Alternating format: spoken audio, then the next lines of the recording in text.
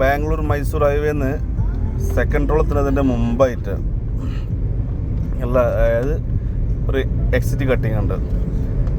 ആ exit cutting എത്തുന്നതിൻ്റെ കുറച്ച് മുമ്പ് എക്സിറ്റ് കട്ടിങ്ങിൽ ഒരു പെട്രോൾ പമ്പുണ്ട്. അതിനോട് ചാരിയിട്ട് തന്നെ ഒരു ടീ ഷോപ്പുണ്ട്. ആ ടീ ഷോപ്പിൽ നിന്ന് വാങ്ങിയിട്ടുള്ള റെഡ് ബുള്ളാണ്.